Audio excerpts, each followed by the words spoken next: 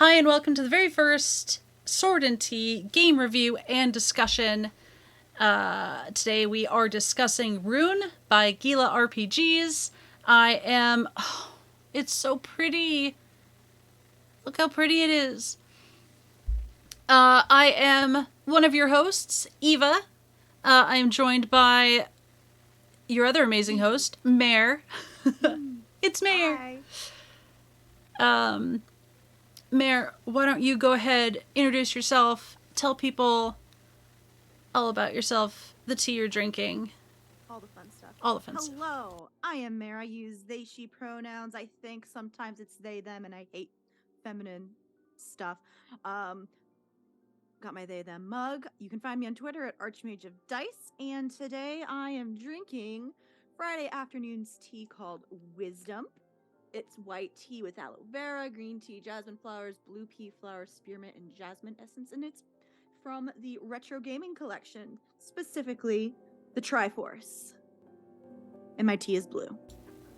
That sounds absolutely delightful. We love Friday tea here. Today I am not actually drinking Friday. I panicked. So I am spilling water all over the place. But I am drinking just some Celestial Seasoning Cult lemon zinger because I love lemon tea. And I'm using my little cat tea warmer. Beverage warmer. I guess it's not exclusively tea, but there you have it. Cool. So cool. Yes. As I said, I am Eva, she, her pronouns, although gender is just weird, and, I can usually be found on Twitter at TheEvaSerate, or at, Sword and Key. I have to be very careful now on this particular stream, enunciating my K's and my T's. And you didn't want to name it Sword and Tea. I know. Well, I panicked because I was like, oh, well, we didn't really have a plan. And yes, Sammy in chat was a big proponent of this becoming a, yes, reality. Yep. Yes, the channel official Twitter is Sword and Key, and we're all sorts of places under different names and whatnot. Hopefully this is the first in a series of discussions and reviews and whatnots. We'll figure it out as we go. This is a placeholder for Horizon's Call tonight, but we'll do stuff in the future. Yeah. It might not even just be me and Eva. It might be Eva and other people. Who knows? It'll be fun. Who knows? And, it's a very good, like you said, placeholder, and maybe it'll find a permanent time and date, but it's a really good thing to just kind of slip in there when we need it to. So it's going to be super casual.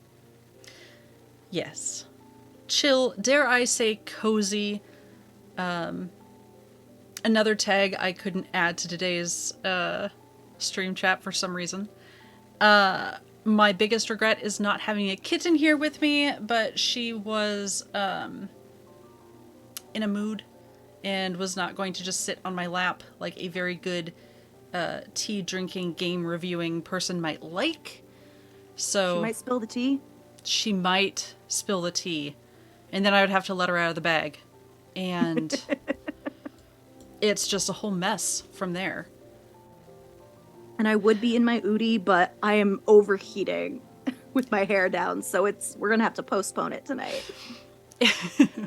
we did not pick the best weather for cozy streaming. Like, the weather over here has been absolutely ridiculous. I'm in the Northeast. It was we had a cold frost I think last week, and now we're back up in the 50s again, and I hate it. Yeah, no, today we are in the high 50s Fahrenheit, and it is nice. I'm a high 60s sort of person normally, but I'm now conditioned to the cold so much that 50s is nice, but yeah, I want to cozy. It's not the time for it. February is not the time for 50-degree weather.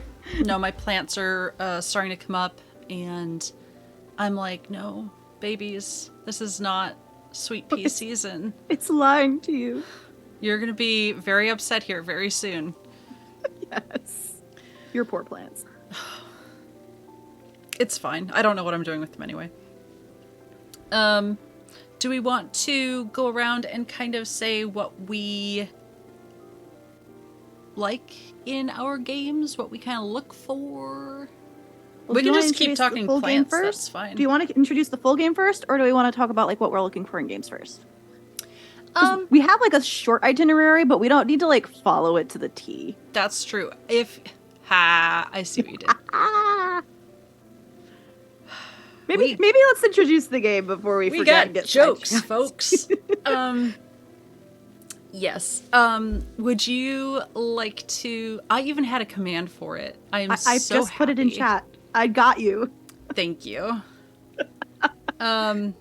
It's the little things. What kind of mod would I be if I didn't try and get to the chat commands? I know.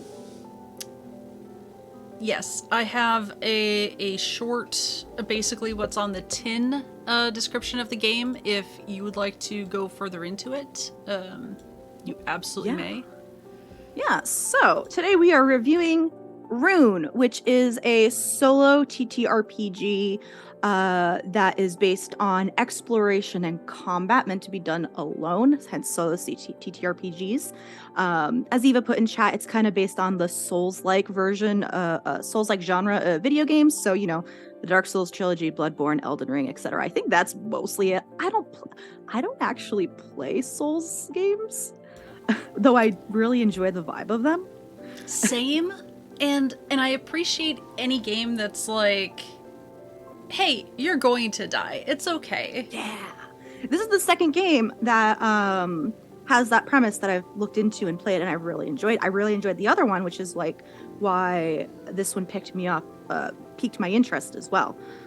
It's like you're gonna die. It's not, and you're gonna keep going and caught in this never-ending cycle until you do what you need to do. Yeah. I think the only video game I've played where I didn't weenie out straight off was Hades. And it's also gorgeous and has great music. It does. And I was like, that's a whole nother stream, like, going into why perhaps I didn't bounce hard off of that one.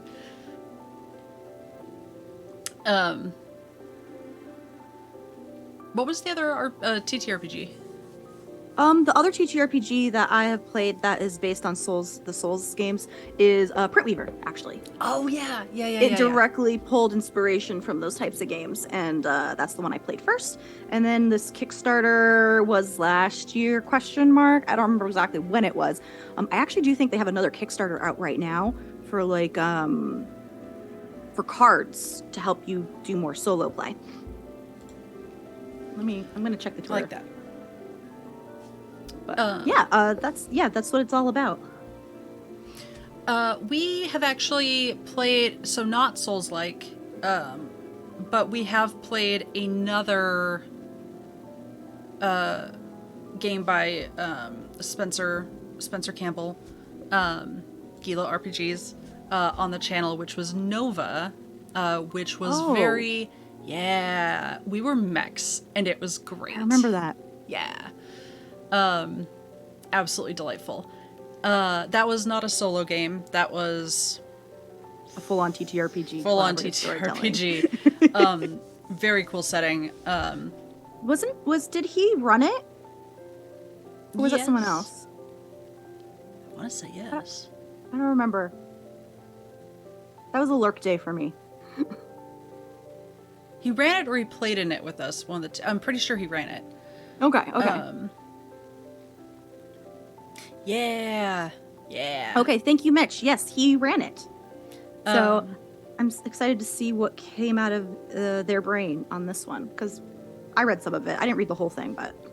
Yeah, and so it was another...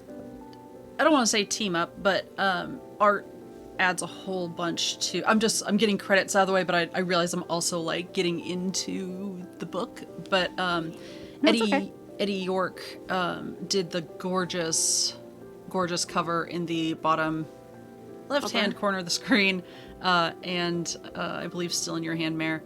And Charlie Ferguson Avery did the very atmospheric illustrations inside the book, and that's something I love about all of the Gila. Like, I love it when art adds to the vibes. Yes, and it's just like that perfect splash of color. I love it. There's just something about like black and white with a little bit of ominous red blood. Ominous is an excellent word for it. Yep. What have I got here? Oh. Hey, did you know we went live? Wait, what? Well, every once in a while I'm like, oh no, like I need to make sure in my notifications that, I'm not muted or something. Something ridiculous. Got it. And it was just the bot being like, hey, Sword and Key is now live. Oh, got it. The Discord bot taking forever to tell the Discord we're live. When it works, it works. When it doesn't, I question my setup abilities. It's fine. Yes. But, yeah. Eva, what do you look for in games what do you look for in games before you start playing them? Like, what is important to you and interesting? What catches your eye? That is a very good question, Mare. I'm super glad you asked.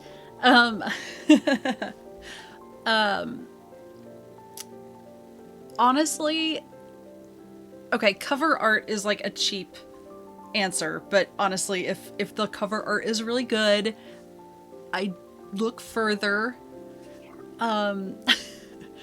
Which isn't to say if it has bad cover art and the rest of the game is good that I'll bounce off it, but it definitely draws me in. After that, there's something to be said for vibes. Same. Yep, because you know me, like I love horror, I love cozy, I love narrative heavy. I love narrative heavy. I will say that I don't look for heavy combat or heavy tactical or heavy even numbers. I don't mind it, but it's not something I'm actively looking for. So yeah, some people definitely like the crunch of some systems, but and I don't mind it either, but it's definitely not something that I look for either. I agree. Vibes are definitely my thing. The premise has to catch my interest. So I definitely am with you on that point.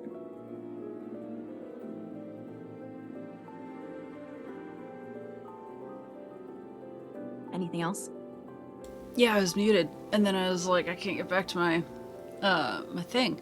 Oh, Moobot, that is a lie.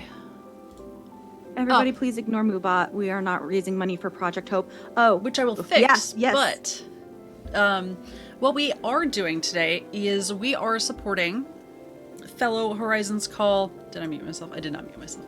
We are supporting fellow Horizons Call crew and castmate Kayla in her fundraiser for To Write Love on Her Arms. I believe ! Donate. Heck yeah.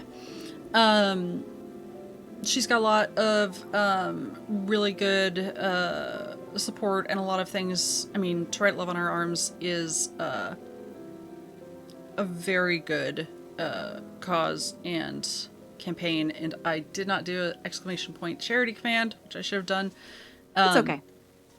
But you can follow that link, and there's more information there. Yeah, sorry, go ahead. No, I was just saying Kayla is currently co-GMing a game with our GM Derek on Kayla's channel, so that will take you to the their donation page, and if you want to like influence their game, just donate to a good cause. Take it there. It's absolutely chaos. There is one final cast member of Horizons Call who we have not mentioned today, and that would be Michael, who is, I believe, still flooring. So like flooring his floors at home. Flooring hardwood his floors at home. So let's all cross Miss our you. fingers for his back. Miss you, Michael. Ice and then heat, or heat and then ice.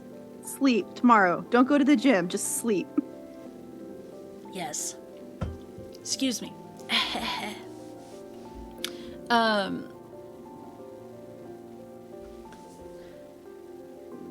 Yes. I think that's it. I'm pretty sure that is it. Yes.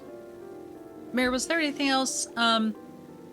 This is sort of a side question in terms of like what we look for in TTRPGs and stuff. But I'm going to ask it anyway. Is there... And we already kind of have similar taste in games anyway, so that was kind of a thing. But when looking at games, what... Because there's a gamut, right? Like, you've got your expensive, like, D&D books, right? Like, what, $50, $60 a pop? Whatever. For $3 to run the game, if you want to have the source material. Yes. Just put it in one freaking book like Cypher, goddammit. Yes. Hashtag not sponsored by Cypher, but if you want However, to... Monty Cook Games, sponsor me. I will run Invisible Sun for you all the time. However, Monty, dear friend, where was I going with that? Oh, and we won't talk about the black box or anything like that. But in terms of value versus cost, what do you think makes games? Is it replayability? Is it slick art? I know it's kind of a random question, but you know, we kind of are like options. Like I do agree. I think a system to really like thrive and like continue like being used, I do think there needs to be some kind of element of replayability, whether that is in the setting or the lore, or whether it's really focused setting in lore or really open world, just being able to go through that. Because TTRPGs aren't like a video game where you have one set of like story and you go through it, and then once you play the game, you're done. You can have a lot of options and such. So yeah, I think replayability is needs to be there. And with this system, I do think the replayability is good. I didn't read the whole book, but the one suggestion in the either the character creation or how to play section, there is saying if you can replay the world, the realm. They call them realms because the whole point of the game is you're traveling through realms, kind of like when you're in a video game and you're trying to beat the rune lord of that area, which is essentially the equivalent of a boss for an area in a video game. And basically, just changing up your character and how you take on that realm will change the vibe. And also, there's only one realm in this book, but from what I understand, there's a lot of people making their own realms, posting them to, I don't know if it was DM's Guild or Itch, but there's a lot of supplemental material, I believe, in the works for this. I don't think it's just the one realm that they included in the book. That sounds right to me. I actually was just looking, and I feel like, I don't know if there was a game jam. A game jam? I am not sure. It started in January, so I don't know if it is still going. But there is a creator kit as well. So that's I do love for Rune. For Rune. Well, that's awesome. Yeah. More information on that is found at that same link, the exclamation point Rune, just on the Itch site. Okay, yeah. So there's probably a lot of stuff on their itch right there too. Yeah. And I'm sorry for whatever the music was doing. It got really discordant, and I don't know why. I think we're fixed. Maybe that was just for me. Who knows? We'll find out. Yes. So, what drew you? Because you kickstarted it. I kickstarted it, yeah. Yeah. What about this one? No, it was not on purpose. It was Roll20 just trying to Roll20s test my nerves. What, maybe want to kickstart it? Yes. The cover? Yeah. Yeah. And Eddie York also did the art for all the Nova. Yeah. Yeah. But I was like, oh, this is so pretty. And like, what is this game about? I'm like, oh, solo RPG. Yeah, I'll back it. Why not? It seems interesting. And like, I did fall in love with the cover. That's the core reason that caught my attention. And I love it. That's fair. Like, what made you want to get it? Because I know you mentioned having it at some point, but it was completely separate from me getting it. I think I had missed the Kickstarter, and just if I find a writer or a publisher or someone that I really appreciate and enjoy their other work, I guess that could have been an answer earlier. Also, is I will obviously be more favorable to future works and so brand loyalty. Brand loyalty, yes. And he had excellent marketing, but I ADHD brained all over that, and yeah, missed that Kickstarter, and I think just eventually picked it up on itch because I was like, I think it was also a really short Kickstarter too. It wasn't a full 30 days. I think it was like a 2-week one. oh, that, if I'm remembering correctly. So that also might be why I got missed. Also, I'm sorry if you hear my kettle boiling in the background. Heaven forbid. I don't hear it. But okay. It's because I kept muting myself, so you couldn't hear it. Oh, I see. That's sneaky. Yeah. Yeah, so I also liked the idea. I've been trying to get more into solo TTRPGs, and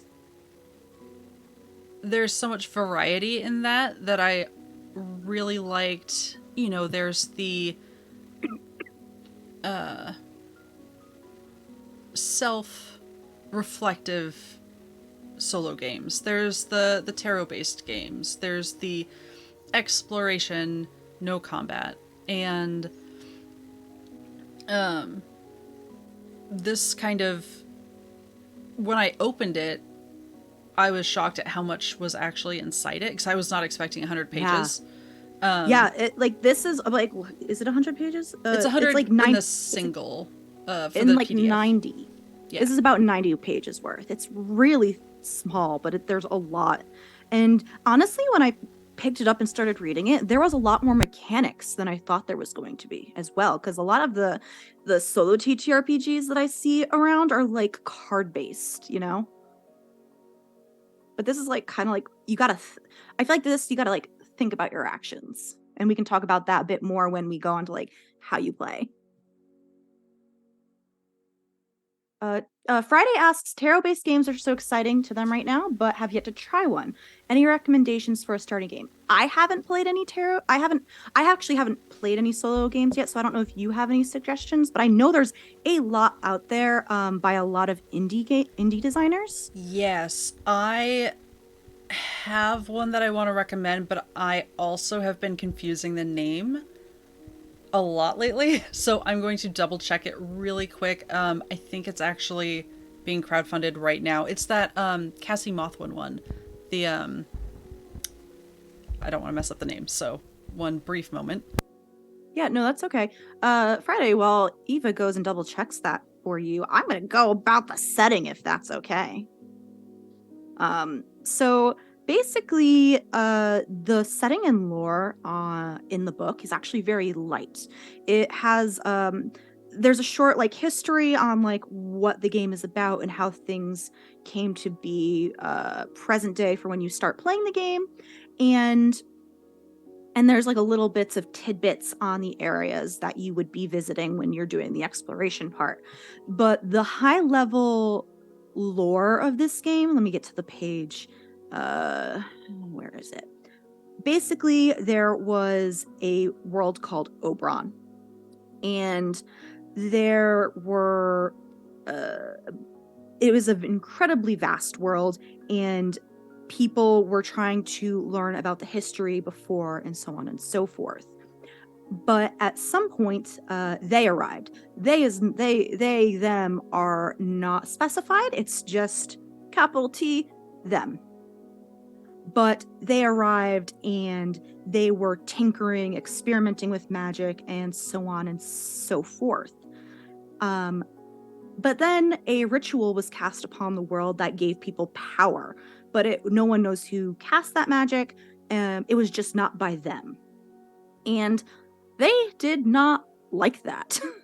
So they shattered the world and created this, I'm just going to, for simplicity's sake, call it like the continent, into a bunch of smaller realms. And basically runes and magic and power were thrust upon the land. People found these runes and became rune lords. And that's about it. They ruled over their realms in whatever way they see fit. It's like, once again, not specified in the history section. I haven't actually looked at the realm example yet, so I don't know what it says yet. They cannot be taken. They are powerful.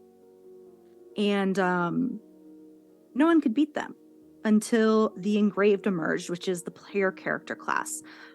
They are the only ones who can take runes from people who have them and engrave them upon their skin and get their powers. And they don't die. Well, they do die, but you come back and you can keep going. Very vague. It leaves a lot to the imagination, and it's dark. I like the vibes. There's a lot of monsters and stuff. But yes, Eva got you the thing. Tangled Blessings. Yes. And You and the House, made by our friend Liz. Yes. Yes, Tangled Blessings is a 1 or 2 player game, and it's about a magical school, and it is, what is it, Dark Academia, I think is the vibe. That sounds like the right term, yeah. Yeah. Yes, the vibe of Rune is, I like it because it obviously has the Elden Ring like inspiration. I remember why I like this. And I was talking with my partner earlier today about not specifically about Rune, but like the Dark Souls games. It has environmental storytelling. And I love environmental storytelling in just games in general. Yes. What are some other games that you think kind of do that really well? I don't have TTRPG examples. I have like video game examples. Yeah, that's fine. Journey, yes. Oh. Play Journey if you haven't played it. It's 2 hours long. It's an experience. I will buy it for you. It is. Ooh. Good example. Yeah.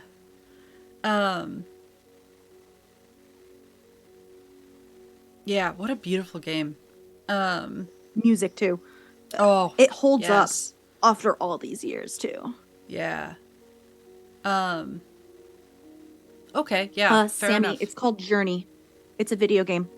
It's 2 hours long. Play it. Yep. You'll know it by the stylized art. It is. Yeah. Yeah. Yeah, you know. You know it. Yeah. Yeah. If you've played it, you know it. Yeah. Been trying to get Mango to play it. Oh, Mango, play it. He's hard to get to play things for it, but it's fine. Yeah. I was going somewhere with something. Oh, yeah, the Elden Ring, Dark Souls Mhm. vibe. I'm a weenie, as I think I said earlier. Like, yeah. And it's liberating to be. I say this like I've been able to play any of those games yet. Have you played any of those games? No, I've watched a lot. Okay. I think So you Jambo you know more than played. I do. I Yeah. have not played either of those games. I know it's not the same, but it's still like the first time I died in Hades, I was like, I No, I did can't bad. do it. Oh no. And then you just kind of pop back up and it's part of the game and there's conversation about it and it's like, okay, dying is less scary. Like, Hmm. and I kind of like that about, I think you had mentioned the rules and the formatting for Hmm. coming back. And it was such a well thought out way of being able to progress, even though it does affect the world around you. Like, there are consequences for dying. Oh yeah. But yes, Spiritfarer. Oh, yes, Spiritfarer. Okay, I can't think about it too much because I will cry. Yeah, I heard it's it will emotionally wreck you. I've heard that. Yes, it is an excellent game about grief, but it is a game about grief. So, Listen, some of the best games I have played that use environmental storytelling Celeste. are are all about grief. Wait, So Celeste? I haven't played Celeste, but Spiritfarer I've heard is all about grief and its environmental storytelling. Um uh Rune, which no, Rhyme, it's called Rhyme. Is Rime, right? Rime Yeah. is environmental storytelling will fucking also wreck you. Yeah. I also love. Oh, Greece and Greece. Oh, not Celeste. I was thinking of Greece. Gris. Yes. Hmm. A lot of eyes. Yeah. Anyway, I had never thought about it as a mechanic before, even though I'm sure there are games. I know there are other games that do this, but when Anik in our Vison game, I think the first season, started actively pointing out that there's a timer, and That's yeah, dangerous with Anik. yeah, it sure is, sure is. Sorry to all the NPCs who didn't make it, by the way. But I do think that is a good thing in TTRPGs. Like, I like it when GMs make the world continue to move. Yes. The world doesn't stop for the adventurers. Fuck that. You are like five people in a world of God knows how many. Honestly, Swapper in our Shadow, City of Shadows game, I've never seen anything like it because they were juggling the whole city and all of Yeah. our contacts and all of. It Hmm. was incredible, and I was like, oh no, I need to step my game up. Yeah. But having the I don't think they're called clocks. Let me get the proper terminology Yeah, for it. there's like a clock. There are clocks in the Oh game yeah, as realm well. clocks. And having different, and it's not an overwhelming amount of them, but there are different things that can cause different things to fill up. And I Yeah, I have the page open right now. love There's that. two different types of clocks that can be used in a realm: Mhm. cyclical and singular. I'm going to start with the singular because it's a little easier. It's a circle split into quadrants, and they fill only once. And then when it's filled, some kind of effect is unleashed upon the realm. And then the other cyclical ones are you fill in everything, and as you fill in things, effects are unleashed, and then the clock resets, and you start over. Yeah, and I like that. I just always love the idea of a living world. It's my favorite. I love it. Yeah. Um, but this whole game is all about traveling maps, points, and paths. So each realm is going to have a map. Really simple. I'm trying to find it on my page. I don't know if you were able to bring it up on your end, but can you see this? There's a map, and then you have a starting point, and as you travel throughout the realm, you can take certain actions, and you have like 4 different actions as you travel that you can do in specific locations. And depending on what you do at what location, you can get like tidbits or magic items or fight. Each part in the realm. I had a brain fart. Eva, help me. You are A-okay. What page are you on? Oh, you're in the realms section, aren't you? I'm flipping back and forth. At first I was in realm clocks, and then I went backwards to exploration for map points and paths. It's point actions, and then I flipped all the way back to the back where the realm is. Fair. Okay. So you were focusing on the points? Yes, but I was going on about like the map, and you travel between those points, and you can do one of 4 different actions. Yes. Fight, search, learn, or delve. And from what I understand, which I think is correct, you can only do one of those in each realm except for fight. One moment, and I will put it up on the screen. So you kind of have to choose what you want to do at what location and what's worth it, because if you search and try to get, or if you try to learn in one location, you can get like advantages and opportunities, but that means you can't do it in another location, which might like if you learn in one location, you might be able to learn some history about the world, but if you do it there, you can't do it in the other location where you learn a weakness of the rune lord of the area. So you kind of have to play around, and that's also why the replayability I like on that. But yeah, you can fight, you can search to get treasure, you can learn about the lore, which can get you additional advantages and opportunities, or you can delve when you want to get at those precious secrets and valuables. This is apparently a very hard check. That's all I know. And yes. Each point location tells you what you can do in that area, and we are going to try and like do a quick run through too. But yeah. And I did get it up on the screen. This is just like the realm sheet. You can see the clock. You can see what the death penalties are. And then there's a slightly squashed. It looks better in the book. Thanks, Roll20. Slightly squished realm map. And then, of course, the items and notes, which I wasn't going to crop out.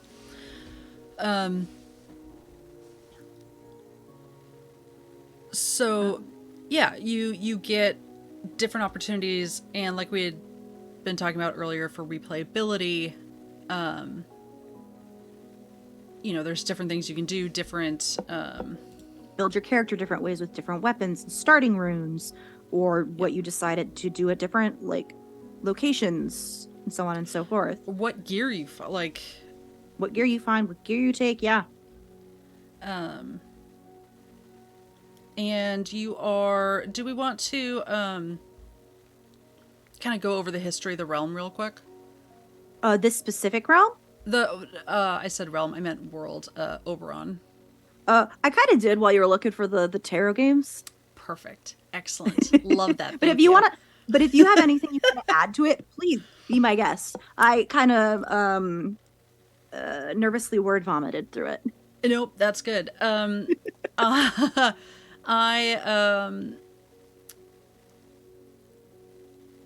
I like games where and I know I'm just kind of adding on to everything from earlier, but I appreciate a good game where you are kind of on the outside. You're not because in Rune,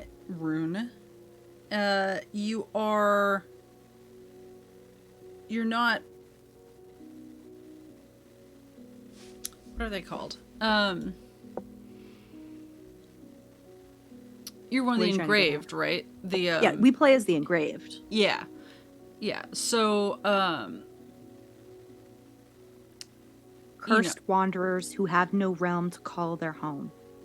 yes. The engraved hold a power unlike any seen in the realms of Oberon, since before the creation of the Rune Lords, the power to carve runes.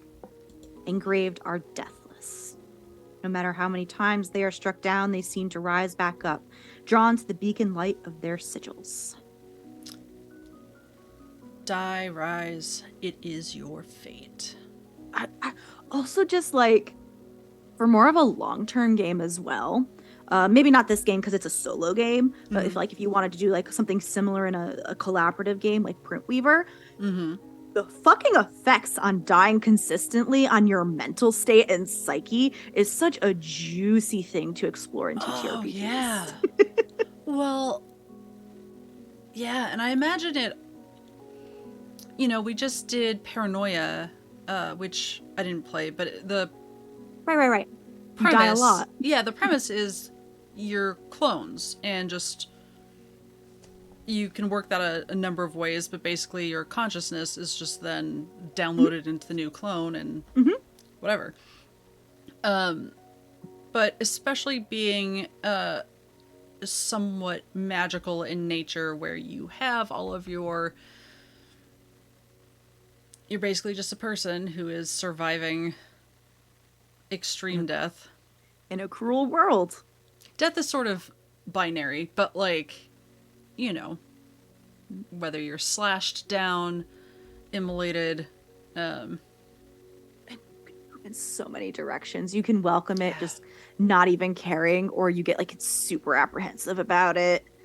Yeah. Well, and it's a Groundhog Day effect, right? Where you can throw yourself at a problem multiple times, multiple ways, and learn from it, or you can get very gun shy, so to speak, about like, no, I don't want to be set on fire again. Thank you very much and good night. Like, Trauma Central. what do we love here? Trauma. Consensual trauma. Uh-huh. We like consensual trauma. Yes, consensual character trauma. Yes, character trauma. Let's make that part clear. Disclaimer: please follow your safety tools and respect your players' boundaries and such. Yes. Por favor. Please and thank you. Well, and I think there's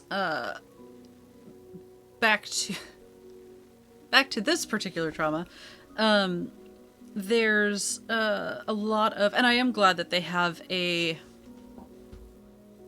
I'm going to pull the term up again because I don't want to say, there's just been so much discussion about games and licenses and whatnot. Oh God, you're right. Absolutely. The creator kit. I am very glad that they do have a creator kit available and do encourage like third-party realms and stuff and content. Yes, because there is just I almost said unplumbable depths, and I'm like, who am I? Why? What is that phrase? You know, you can have themes, you can have essentially the layers of the circles of hell, or deadly sins, or anything really.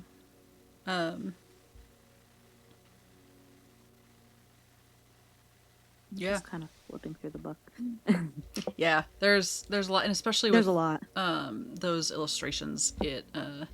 I'm like, look at these like skeletons. It's hard to see, but like, look at these skeletons just kind of being rained on.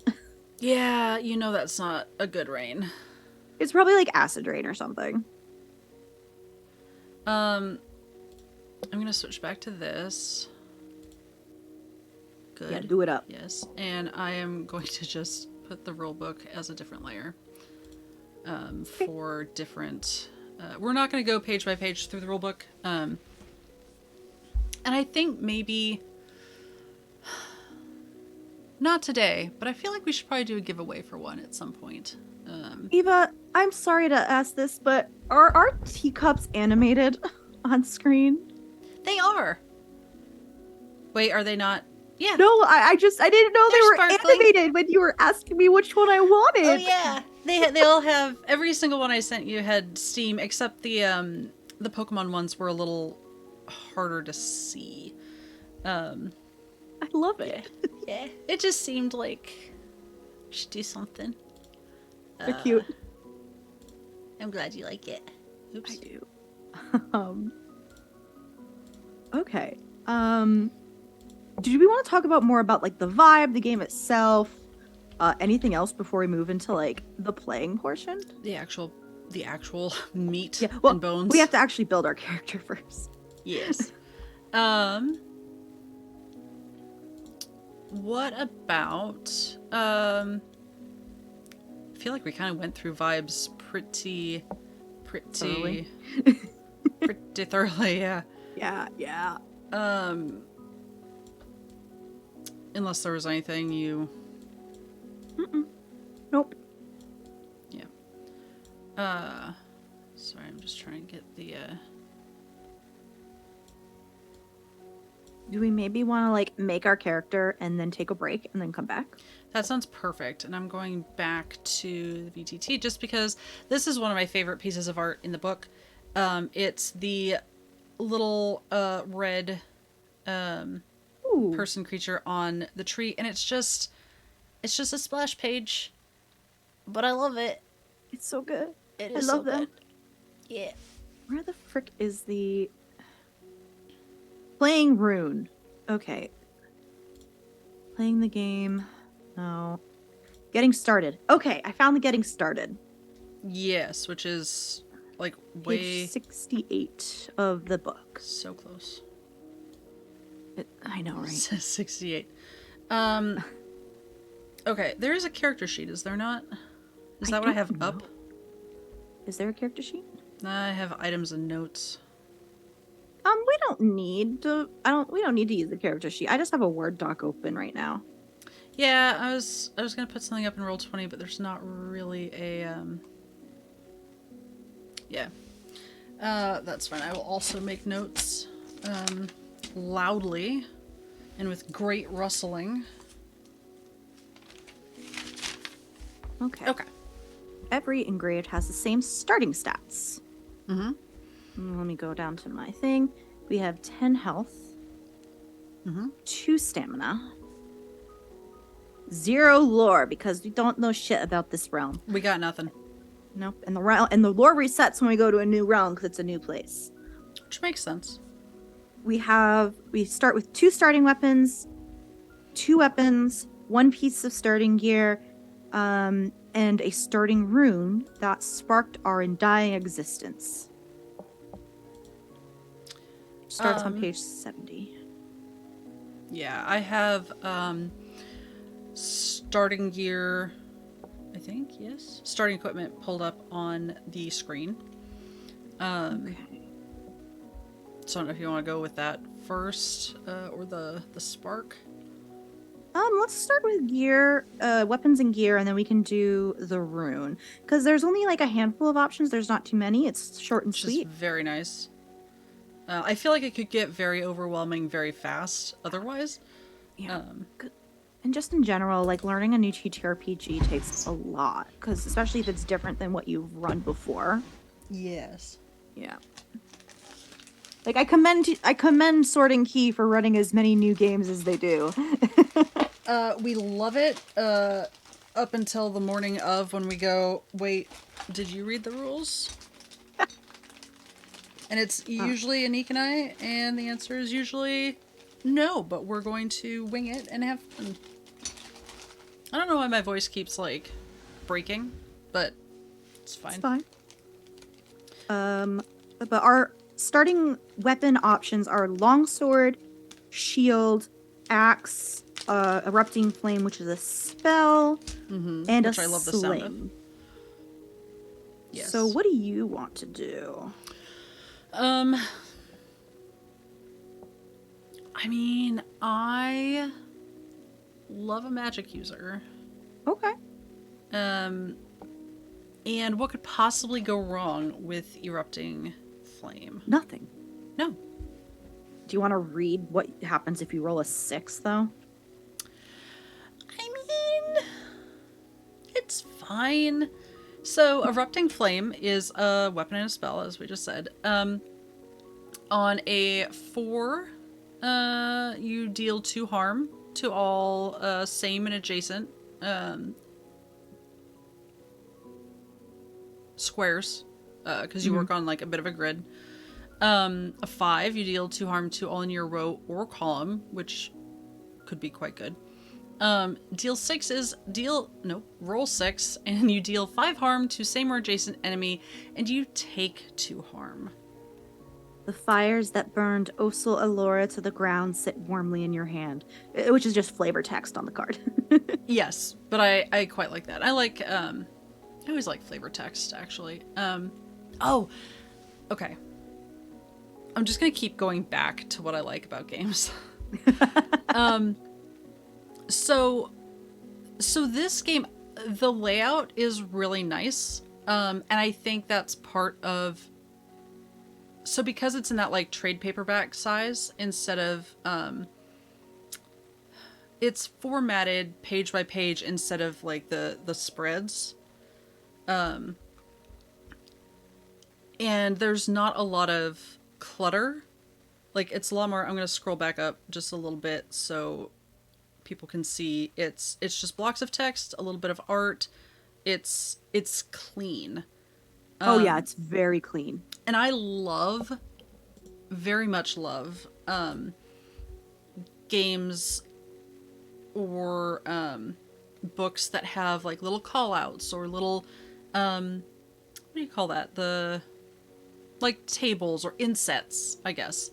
Not insects, but insets. But I wouldn't have thought of it, but seeing this in front of me, I do really like how clean and simple the layout is. So there's that. The flavor text just reminded me of that because you get a lot of flavor text or lore in those kind of... There's gotta be another word for it. I want to choose my weapon, though. Can Yes. I choose a weapon? I want a sling. Do. Oh, yeah. Let's scroll down and look at that. The flavor text for the sling is simple yet effective rock sling. With enough preparation, it could even slay a giant. Ho ho! Are we gonna prepare it? Yes, so we're going to get a sling. Also, the game does say we can hold as much gear and weapons as we want, but we can only have 2 weapons equipped at a time. So if we find anything later, we have to like choose what's equipped. I do also love that very much, because I am indecisive, and I just like stuff. We have 3 options for gear: the Strider boots, the Amulet of Dawn, and the Red Crown. Yes. And how many can we choose, did you say? 1 piece of gear. All right. Is anything screaming out at you? Hold on, let me read them. Strider boots criteria: no move from weapons this round. And so if you don't move, you can gain an extra 1 move this round. Amulet of Dawn is criteria: pair of dice values. So I guess you have to roll 2 of the same die. Effect: heal 2 harm at the end of this round. Or the Red Crown criteria: enemy in at least 2 adjacent spaces. Effect: deal 2 harm and take 1 harm this round. So movement, healing, or damage. So I was going to say maybe we should take the amulet because with the erupting flames, we're already possibly harming ourselves, never mind like enemies coming after us. But on the other hand, we could just build a full-on damage Glass cannon. Blast. Yeah. Do you want to be a glass cannon? I absolutely want to be a glass cannon. Red This is Crown not it gonna is. go wrong at all. Nope. Red Crown. And then we can choose 1 rune that sparked our existence into being an engraved. And we have 4 options to start with. Fate's Foe, Fate's Fury, Fate's Hunter, or Fate Breaker. Let's see. +2 health. Once per fight, you may use a weapon twice in a single round. Ooh. I like that. Fates Hunter. Whenever you kill a unique enemy, regain all of your health. I wonder if that's I think that a unique enemy is a specific type of like enemy though. Yeah. Yeah, unique enemy has most enemies of Oberon have no name or notoriety. Among these, a select few have carved out a name for themselves, standing out in their power and infamy. So like your named enemies as opposed to your yeah. Skeleton 1, Skeleton 2. Skeleton 1 is Jimmy and you know it. Fine. Fate Breaker is you may reroll any ones in a fight. If you do, lose 1 health. And so just to kind of codify this, not every roll, the way it's laid out is you just see kind of your success options. If the table doesn't include a number, it is not a success. I have an idea on which one I want to do, but do you have any ideas on which one you want to do? I'm not married to it. I can be talked out of it, but I'm leaning towards Fate's Fury. High five, let's go. Me Heck too. yeah. We're in sync. We're going to get off 2 blasts of fire. Same brain. Same brain. Okay. Okay. And now we have to do the last thing before we go on break, Eva. Yes. What's our character's name? Our character's name. We will take suggestions from chat as well. Yes. Help us name our engraved. Maybe this is what we could do, is chat and us, we can all mull over the name, and we can have a stellar name ready and waiting for us when we get back from break. Perfect. Yeah. All right. We're going to be back soon. How long we got? 5 to 10, just enough to stretch and refresh our beverages and... Refill my kettle? Yep. Do you have an electric kettle? I do! Yeah. It's so good. That's so cute. It pours so nice. Thank you, Friday, for suggesting this on your TikTok. I fucking love it. I know she left, but... Yeah. Oh, but also shout out, because that's amazing. Yeah, I have a, just like a clear one, whatever. But like electric kettles have changed my life. So good. I honestly would rather have an electric kettle than a dishwasher. And I'm not just saying that because we don't have a working dishwasher at the moment, but... I lived off an electric kettle in college. Yeah. Everywhere. Yeah. So good. Okay. Break. We will be back. Stretch, hydrate, pet your pets, post pictures of your pets. Please. Join the Discord. Yeah. I will post those links shortly. Oh, Mitch. I see what you did there. Okay, we'll be back. Bye, y'all.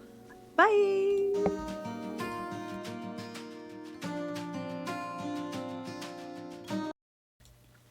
Hello. I unmuted the wrong thing, but yes, hi. We're back. We're back. Apparently the tea videos are now unmuted, even though they don't have sound, so that's important. Oh well, it's fine. Welcome back to the second half of our programming of today's Sword and Tea game review and discussion, where we get into game mechanics. How to play. We have built our character, and after kind of a group round table over break, we are going with M, which sort of along the lines as Mitch suggested. It's just Eva and Mare, just EM. It's fine. Yeah, it's good.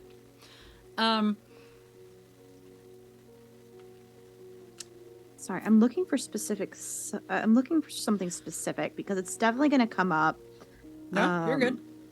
And it's not. It has literally nothing to do with like actual mechanics, but just something that the creator put in the thing. Okay, there is actually a place in the book with like bolded title font saying "You will make mistakes." Yes. Read that again. It's going to be okay. So Honestly, fuck up. mood. It's fine.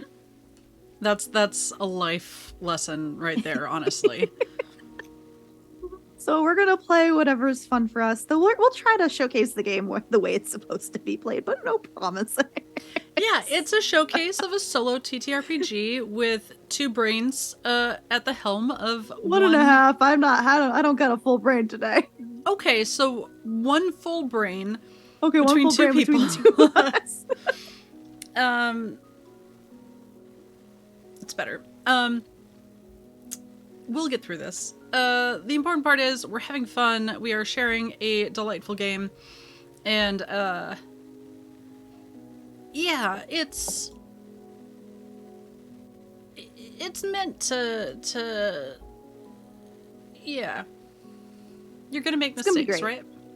Exactly. I'm just making note of a couple other things, like on my note, things like our actions that we can have, because yes, I did just check saying whenever you do an action, mark it as completed. Actions cannot be repeated unless said otherwise. The one exceptions are fights, which are reset after your engraved dies. Yes. Keep that in mind. This is Yes. meant to be a meat grindy Souls-like game. Yes. The only way out is through. Fucking go. Bulldoze if you have to. Yup. For more details about death and resetting the world, see page 33. Realm Clock was also what I wanted to put on. I didn't know if we were going to go to Roll20 at some point in terms of like drawing on something, but we can't. I have it. I just have the rule book kind of over it at the moment because I guess I could go back to that. That's okay. We're looking at that a little bit more anyway. There is a character sheet, but it's literally very simple on the very last page of my book. Oh, I'm sure it's in this one. We're gonna scroll. But I'm not gonna bend it in a way to write on the book, so. Yeah, it's... Okay. We're gonna scroll all the way back up to the Green Coast, just as a happy little visual. Okay. We have our character. And there's a starting point that we start on. And essentially what happens is we make decisions when we, point actions. You travel between points and complete a number of actions. That's basically what it is. Love it. And I also love just, I've been watching some solo TTRPG streams lately, and visualizing this not as like our discussion format, which is lovely. But if you were, I love you.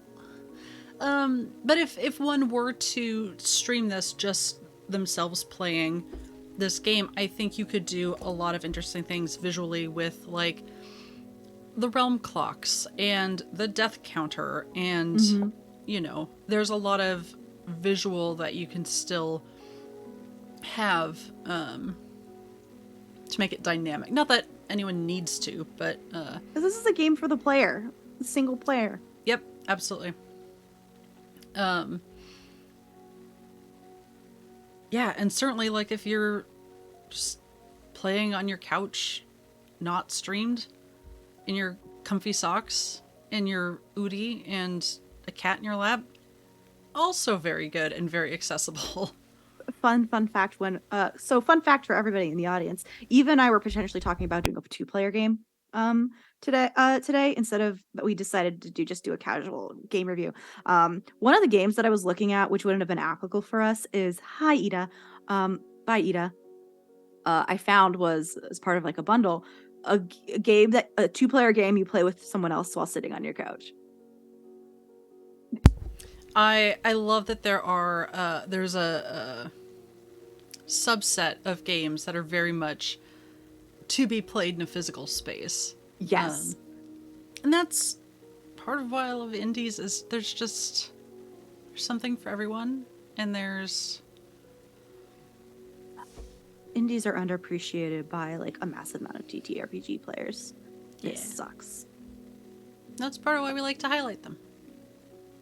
But anyway, do we want to start with the Grim Coast? What are you chewing on? I love her. She does nothing wrong. She found a puzzle piece. I don't have a puzzle in this room. It's fine. I love her. Yes, let us start on the Grim Coast. I was going to read the thing unless you want to read it. Please do. Icy wind blows against your grave-marked skin. A heavy weight hangs in the air of the Grim Coast. Atop a hill in the distance, a singular keep stands above a desolate land. Carving the sigil into the ground, you prepare yourself. I believe we start at 1. It seems very likely to me. Okay, hold on. Oh, and that's our sigil. Sigil is our spawn point and rest point, FYI, everybody. It looks like we have a day-night cycle clock. Okay. And the Grim Coast clock. Oh gosh. It starts to fill in, moving between points and completing any action at a point. It's cyclical, so when it is filled up, switch between day or night and then reset the clock. The actions are available at a point will depend on its day or night. If the realm changes between day and night while you are at a point, it changes what options are available to you. Time your travels wisely. Okay. Death penalties in the Grim Coast. When you die, resurrect at Sigil, which is 1 at full health. The curse hangs over you. Something looms from the grave and sticks to your skin. Roll a d6. Between a 1 and a 3, -1 move in combat. 4 to 5, take an extra +1 harm in combat. Or 6, -1 stamina in combat. The curse lasts until you complete a fight action at any point. Resources of the realm. All enemy cards for fights will be found with their points where they can be found. Any cards for gear, weapons, or runes can be found at the end of the realm. In addition, you'll find a realm sheet on the next page.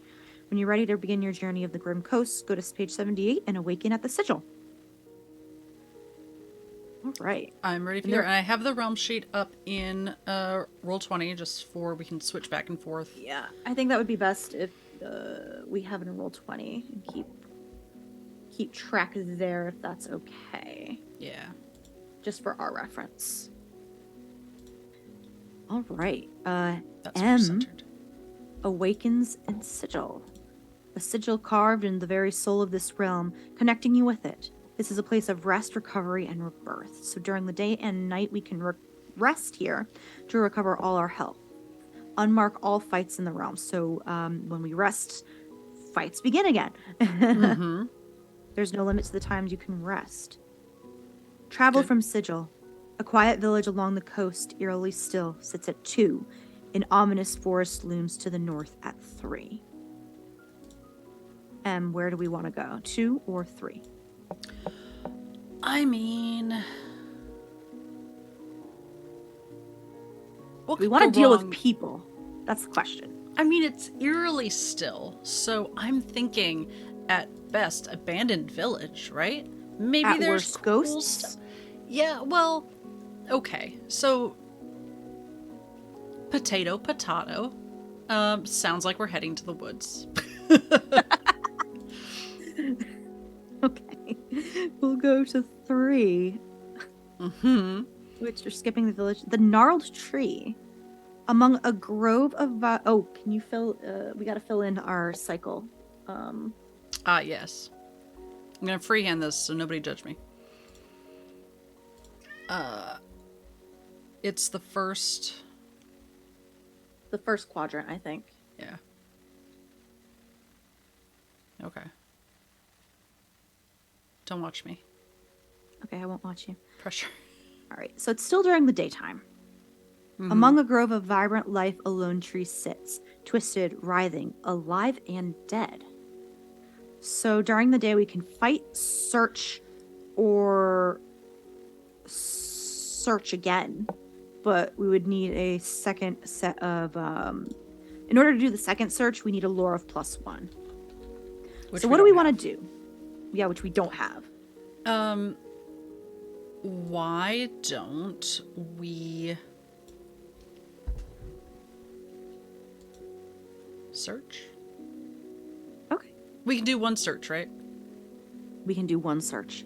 Okay. I feel like maybe we'll find something potentially good. Okay. I'm just seeing what happens when we fill up the clock. I think when we do the clock in this one, it just goes from day to night, right? I think so. I just passed the realm clock, or is it?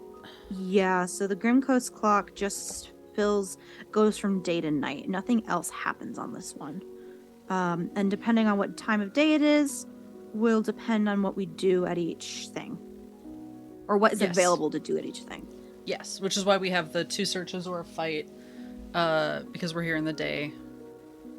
So if we take off search, that means we can't do another search later? Question mark? Is that correct? I believe so. Where is it? So I'm really curious how you can refresh your actions, you know? That's what I'm curious about. Like, how do you refresh your actions if there's more than one way to search? You know, or something that requires like a search one, you know? Yeah. There are 4 types of actions: fight, search, learn, delve.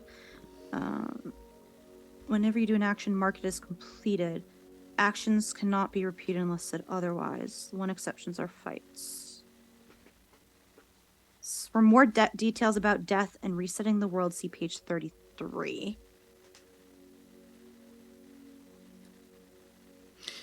Treasures, so search. Treasures of old and important objects litter these broken worlds. When you take the search action, you gain the listed item. The items you may find come in a wide variety. So that's why you can't do it again, because if you find your thing, you can't find it again. Which makes sense, I suppose. So I'm wondering if there's something later on the thing that if you maybe find like during a delve, which will give you like a +1. Oh, search requires +1. The second search requires +1 lore. I misread it. Oh, yeah. So when you have more information, you might be able to find something else. Yeah, which makes sense. Okay. So and if we're searching. Yeah. Sorry, go ahead. I was just going to say, and you increase your lore by learning, which is another option that you can have in locations. All right. So if we search here, we gain 2 navigators packs. When used, the realm clock does not advance when you travel. So it won't advance later if we decide to use one. So we've got navigators pack times 2. Okay. I'm not going to mark it down on my book, so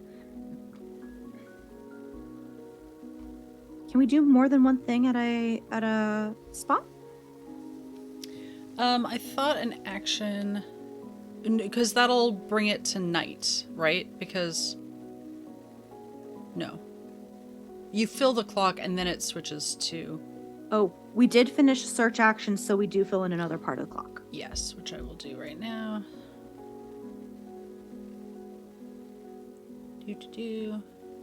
I am so good at digital art, y'all. It doesn't say that we can't do more than one thing at a point, but we can always like come back later. Yes, and it does just fill the clock. Yes, it's not like we're gonna get acid rain when it switches to night or anything. You know. Yeah. So we have. I'm just gonna make a note here.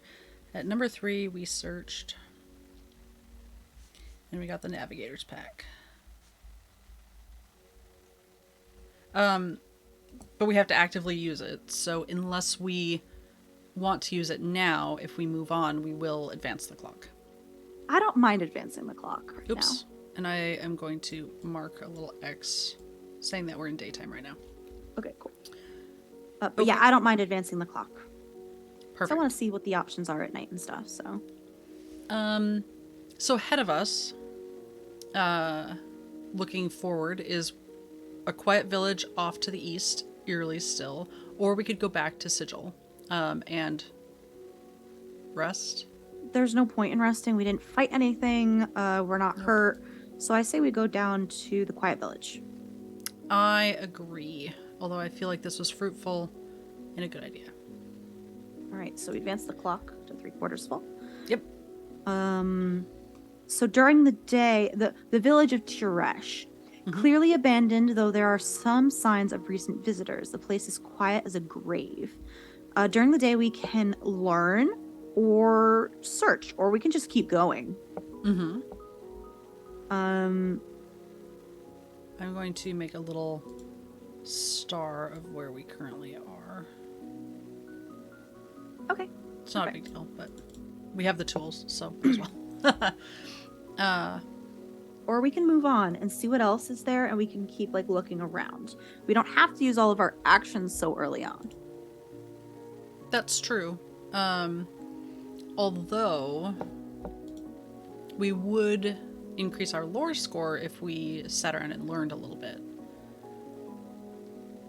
But also, I kind of want to look for the necromancer key. But we might have already missed that for by using our search in the woods. Oh, true. I kind of want to. I mean, technically, we could circle back around, I suppose. We can circle back around, yeah. Okay. Do you want to learn then? Yeah, let's up our lore a little bit.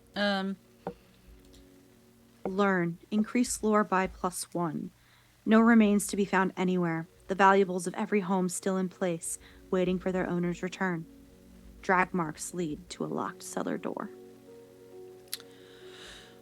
Okay. Ominous. Where the fuck are the people? Nowhere good, I feel comfortable saying. Yeah.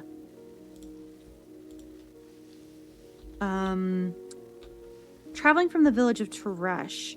So we have the forest, Sigil, and then a solitary structure on a nearby coast. The keep of the realm atop the hill. Or the keep of this realm atop a hill. Kind of intrigued by the solitary structure, to be honest. Same. So we're gonna go to 4. Yeah. Which is a boathouse. Let's see here. Solitary structure along a craggy coast. A lit candle glows from the interior. A boat is chained to the shoreline. Okay, we have now filled in more or less the circle. Oh, which means it's nighttime. I think it's still day right now. It will be night in the next setting, I think, because we just filled in this piece of the pie. So when it is filled up, switch between day or night and reset. Okay. So, okay. Yeah, because we just switched to night, so then we'll have 4 quadrants to go during the nighttime. So it's nighttime now. Freehand. And we're going to go nighttime. Ooh. And we are now in... Where did we move? We're at the boathouse. We're at 4. 4. I kind of want to delve. You know what? Let's delve. All right. We've used all of our actions. But delve. We can only delve at night. A spectral boatman stands in the chained up boat, beckoning you closer. They look to the stars as you step inside. You can now travel between the boathouse and the ruinous camp, but only at night. If you have the star charts, you may travel during the day too, but we don't have the star charts, which would require +2 lore. And coming back here in the day. Okay. Oh.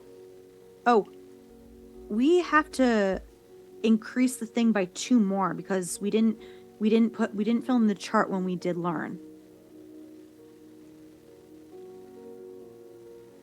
We should have an extra quadrant. You're right. So we should have And we just finished delving, so we should have 2 filled in. Okay. You are right. I think this would be like a great game to do great inspiration for like short writing prompts. Oh, absolutely. It vaguely reminds me of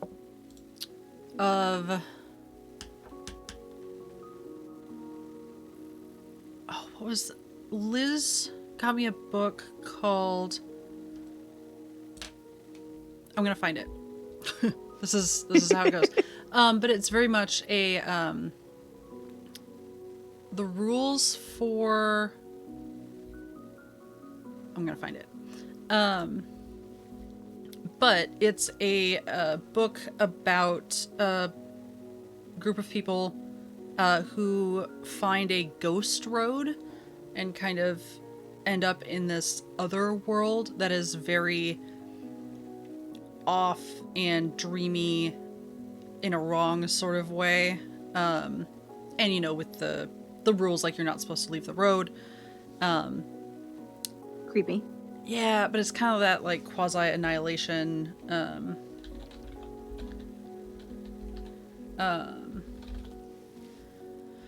Rules for Vanishing is the name of the book. There we go. Got it. Yes, is good. Is very good. So we don't have the star charts, We don't. but we can now get to the island. So let's fill in another quadrant and travel to 6. That sounds good to me. This is the Ruined King. A swirling storm in a night sky hangs eternally over a courtyard. An ancient armored form assembled itself before you, a spectral glow beneath the plate. Cursed and raged, you face the Ruined King. Slaying the Ruined King. Oh, that's something we read after. I think that's something we read after we slay it. Okay, I'm going to Combat. combat. I'm assuming this is the Rune Lord of the realm. I think you're right. I'm gonna go back to combat. You do that. I'm just gonna make a grid really quick. 4. Why do you insist on being teal? Not that I have a problem with that. So while you make that, I'm going to explain combat. Combat is played through a series of rounds. Each round has 5 steps. Determine enemy actions, move enemies and non-harm actions, determine engraved actions, and then move the engraved. No, this might seem like a lot at first, but once you get used to going through the steps and the rhythm of combat, you'll be flying through rounds of combat in no time. So once you have that set up, I don't know where you are drawing it. Is it like somewhere else on the... I'm putting it below. Okay. Yeah. It's just taking me a minute because I could have done this It's okay. earlier, but why? It's fine. Also, I'm trying not to make it this ridiculously garish color. Now you have to put the ruined knight in a garish color as a minor fuck you if we die. Yes. Perfect. And I will do a little text for A, B, C, D. So Eva's setting up the board. So combat is in a 4x4 grid. And we have stat blocks for our enemies as well as where they are on the map and whether there's like immovable terrain. So there's immovable terrain at B2 and C3. I will fix that right now. Freehand. B2. Garish color. Stop it. Why are you the default? Okay. And we are at A1. I will give us a... What color do we want to be? Like Purple? a nice purple? Okay. And then the Ruined King is at C4. We're gonna make him the garish color that... So I am just copying the... What's in the book. R for Ruined King, E for engraved. X's for terrain that we can't move on top of. Yep. Which I freehanded, so if you're wondering why the X's look so wonky, that's why. Gotta get my dice. I'm getting my dice. Oh yeah, I have... So this is a D6 game. Yeah.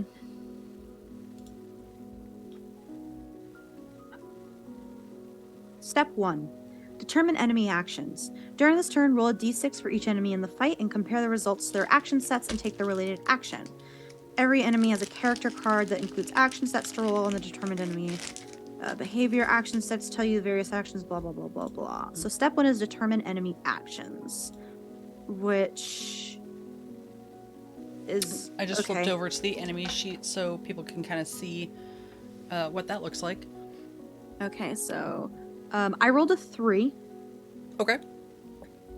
So I'm gonna enemy.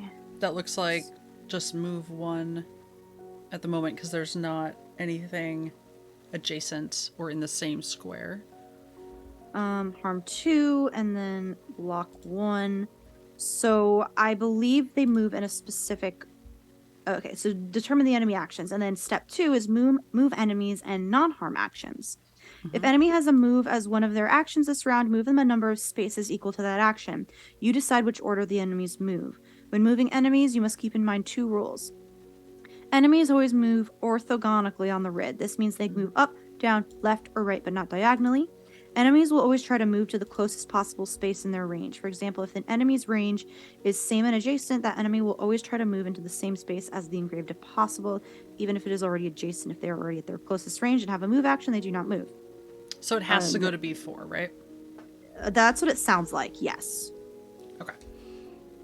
In addition, if the enemy has any actions that are not dealing or blocking harm, they take those actions now, which is not the case. Yeah. Just square these numbers up real quick. Step 3, determine engraved actions. After the enemies have moved and determined their actions, it's time for more engraved. To determine engraved actions, roll a number of d6 equal to your stamina score. Typically, it will be 2d6, though there might be circumstances that increase or decrease your stamina score. Using the values of the dice you rolled, assign them to your equipped weapons. Each weapon have a number of different actions, each associated with different dice values. For more details on weapons, blah, blah, blah. When you assign a die to a weapon, you gain access to all of the actions the weapon would give you for that value. When assigning the dice, keep these rules in mind. You cannot use a weapon twice in a single round unless you're us. That we can do once per fight. You may sum together your stamina dice and assign them to a single weapon. Doing so, you must use their exact sum when determining what actions the weapon takes. For example, summoning a 7 and 4 makes 4 and 3 makes 7. You cannot assign them to a 6-point option because 7 does not equal 6. Okay. Do you want to roll 2d6, Eva? I do. We have our erupting flame and our sling. Slingshot, yeah. So that's a 5 and a 3, so 8. You don't sum them together. Oh, that's right. It's a 5 and a 3.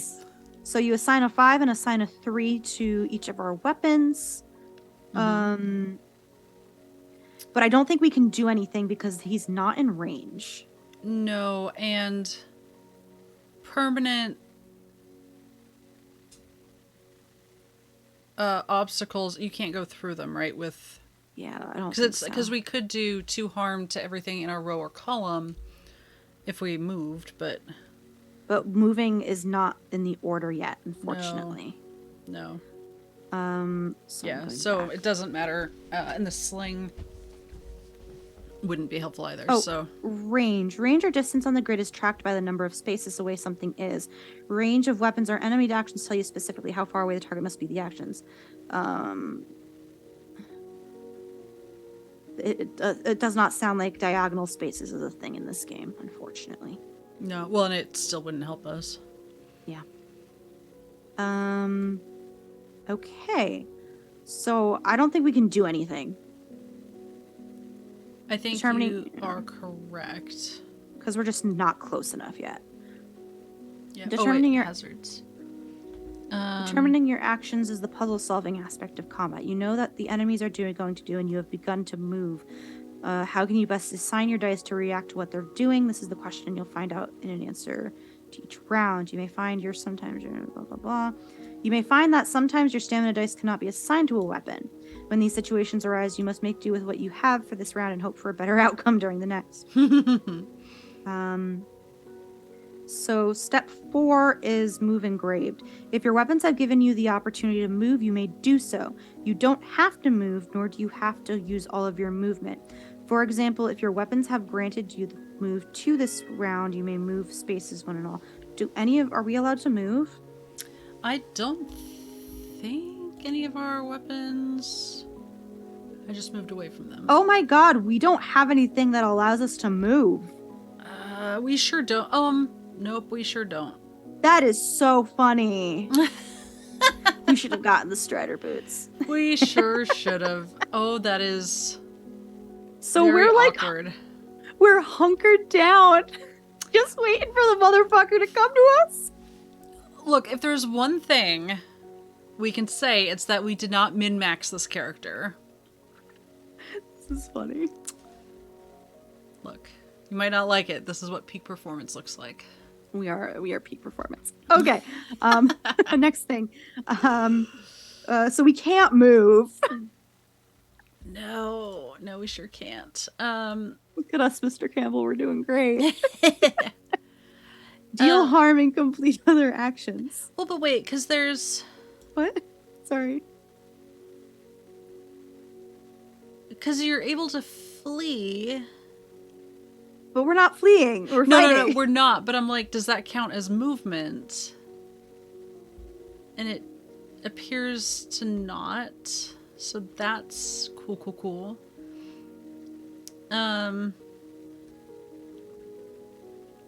Yeah, okay. So, we're going think to step that's 5. it. Which is deal harm and complete other actions. Which it doesn't resolve for either of us. No. So because we're just not close enough. At least I'm hope so. Which is fine. We're just kind of like hanging out in the doorway, and the Ruined King. That's not Ruined right. King. The Ruined King. Wait, hold on. Yeah, is because we're in the. Wait, no, we're Lost Night, right? No, Ruined King. I thought. What am I looking at? Number 5. Are we at? We're not 5. Oh, did we set up the wrong thing? Did we? Hold on. Where are we at on the map? Oh no, we skipped way ahead. Because we don't have... I was like, God, how are we already at the boss? We're at 6. Yeah. We're at the Ruinous Camp. Just kidding. You know what? Kids. We're supposed to fight the Lost Knight. Let's pretend we're fighting the Ruined King and leave it at that. How about that? Okay, well, this is a short, like, example thing anyway. So, okay, are we changing the stats for the Lost Knight so that we have... No, we're just gonna keep fighting the Ruined King. We're gonna pretend we went back to 5. Perfect. We just did, like, a time warp. And, we died a whole bunch. So... Because I don't want to redo everything, so... But this does look... But I do think that this is the Rune Lord. Yes. Okay, anyway. Back to the start again. Step 1.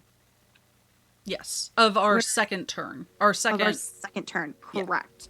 Yeah. Determine the enemy actions, which is roll a d6 again. Okay. So it's the same thing. He's going to move 1, harm 2, block 1. Okay. So he can only go up, B, or over 4. I mean, up or over. A4. He can't go diagonal. Let's put him in A4. Yeah, although if he's moving 2, he's going to end up in the same spot anyway, right? In A3? I don't Well, know he why I can't made move that. diagonally. He can't move. Well, He's no, but he moved, has 2 moves, doesn't he? he has one move, harm Oh, 2. oh. Then yes, Yeah, let's go A4. A4. So he'll hold block and harm.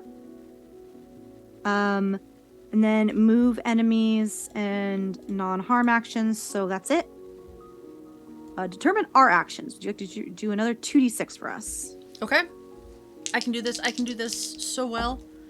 Well, that's a 6 and a 2, and I don't think... Oh, no. You know what I think you should do? A 6 for the erupting flame? Yeah. Yeah. Yeah, I think Oh, right. it's... Okay, but no, because... Oh, it's the 5 that is by column, isn't it? It's the 5 that's a column, so deal 5 harm to same or adjacent enemy. So that's like next to. Yeah. But range is 2 or 3 for the sling if we want to do the 6 on the sling. Oh, so it is. We can hit him from here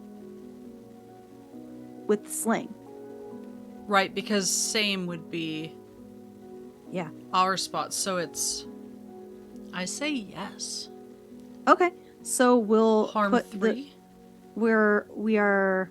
Well, when we get to that part. Yeah, but... we can't move, so we are skipping 2 damage, so... Yeah. He's taking 3 damage.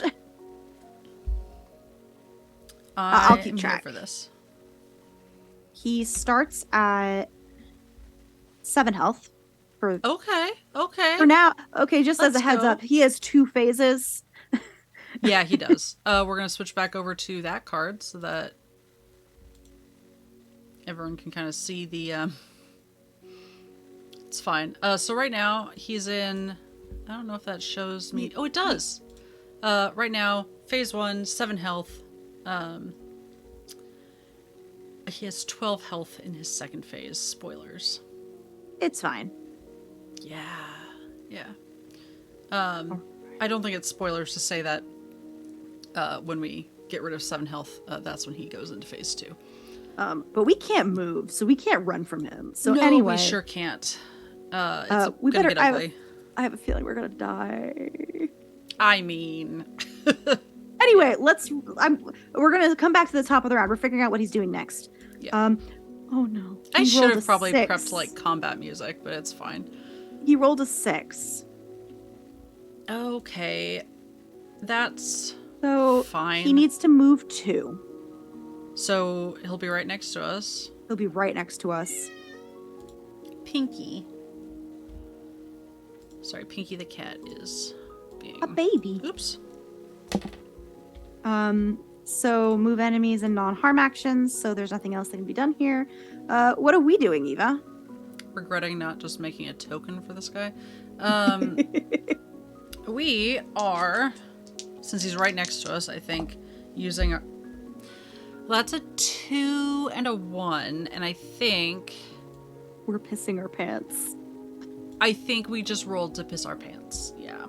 It's fine. Let me get back to the... Well...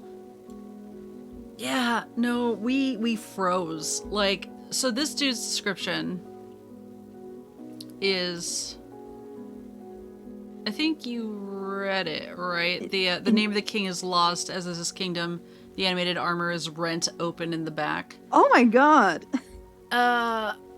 He's come around the corner. Fucking tall as hell.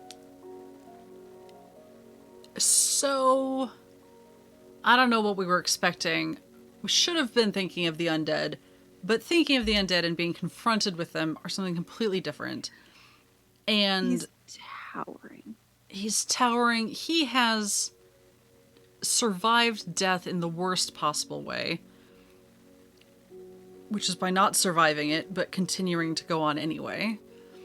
He's living a tortured existence right now and not happy to see us. Sure is. And we're here to take his rune. But we're not. We are frozen in fear. Well, that was the initial goal. That was the plan. We were like, yes, I'm gonna take this rune. And he was like, are you? And we're like, sorry, sir. Bye. We could flee. We could. We are undamaged, and we are I don't want to hit him a little bit though. same. I'm gonna be honest, if this was a video game, I would absolutely like step out and step back in and reset the account. Same. Oh my god, that's a good way to put it. Okay. And gonna hit us. there aren't really many penalties for fleeing. There are. There's some. There's some. It's not as bad as dying, if I recall correctly. Yeah, because the realm penalty for dying here is you get a -1 to your stamina, I think. Yeah, which is already not great. We are at 2 stamina. Oh, no, it's a curse. Oh, love that. You have to roll the curse lasts until you complete a fight action at any point. So it's either -1 move in combat, which would have been funny. Take an extra 1 harm in combat, or -1 stamina in combat if we rolled a 6. Okay. Okay. We can't do anything. We can't. We didn't roll damage. What's he gonna roll? He hits us for 3 harm. Love that. Great. So we started with 10 health, so we're down to 7. Okay. That's okay. Yeah. That's We're alive still. It's fine.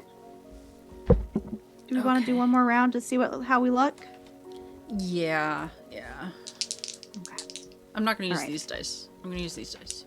All right. So what he does is a 4. So move 1. There's no reason for him to move. So he's holding harm and blocking. Okay. So he can't move. So then it's our turn to roll for what we're doing. Okay. That's a 6 and a 1. I'm kind of feeling the erupting flame this time. All right, For we're gonna real. hit us. You ready? Honestly, I'm fine with it. Okay. Because it's still 5 to him and 2 to us, which brings us down to 5. So hold on. I'll just see. Move enraged. Deal harm and complete other actions. For each character, if they're dealing harm, check to see how much, and if they're enraged, but deal harm. Any harm that is blocked or avoided is reduced from the total harm a character would take. When the engrave deals harm, choose a single target. Okay, deal harm simultaneously. That's what I was looking for. Okay. But he blocks our harm. He blocks. Because he had a block, right? He blocks 1 harm, I think. So he's at 1 point of health. Oh no, he blocks 3. What? Yeah, in phase 1, he he rolled a 5, didn't he? wait, no, he rolled a 4, I'm sorry. So he'll block 1. Okay. I was like, So he's at 1 health. 5 no. You did 5 we did 5 damage, right? Yeah, but he'd already taken 2 from the sling. He took Did I math that wrong? No, he took 3 damage from the sling. You're right. No, you're right. So he's at 0. You're right. So he's now in phase 2. So now he's even scarier. Yeah. So, and we're down to how many? 5. Yeah, we're down to 5 hit points. Okay. So that's he okay. is now, yeah, okay.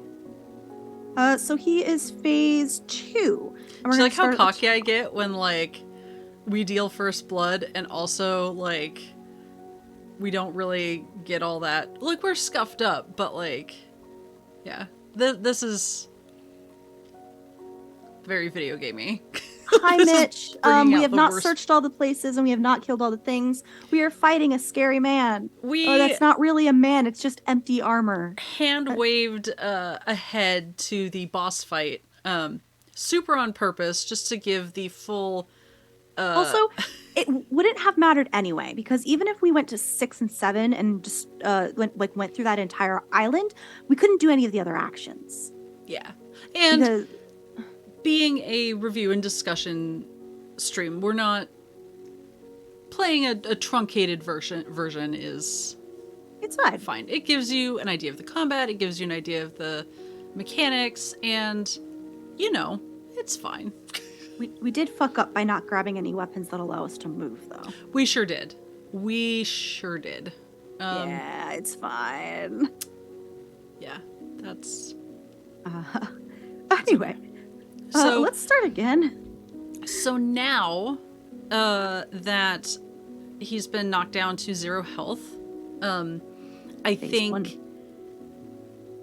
he kind of like erupts in like a Like a bluish, smoky flame. yeah, like looming, like somehow feels bigger, like physically probably is the same size, but like now he's mad. Rage is like billowing off of him. It's tangible. Yeah. So angry. I will switch back to his I like that they're cards, basically. Yeah, so if we wanted to like print them off. And actually I think that Spencer just made a deck available? Question There's mark? there's a Kickstarter going on right now for Yeah. or a crowdfunder going on for like cards and stuff. I will get that link in chat before we go anywhere. It's literally pinned on the is it Gila or Gila? Gila. The Gila? Gila monster, I think. Oh, hey, it's funded. Hell yeah. Let's go. That's the crowdfunder. Thank you. What is a Kickstarter? I lied.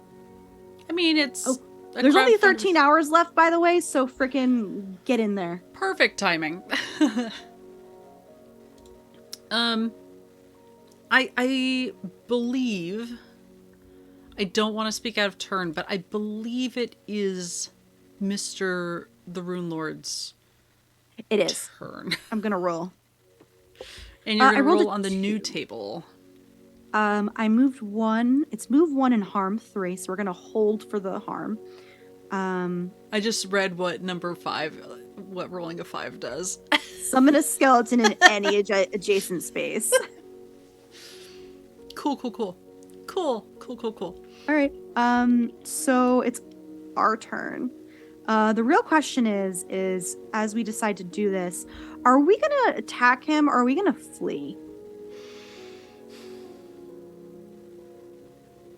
So I know we could weather one more hit.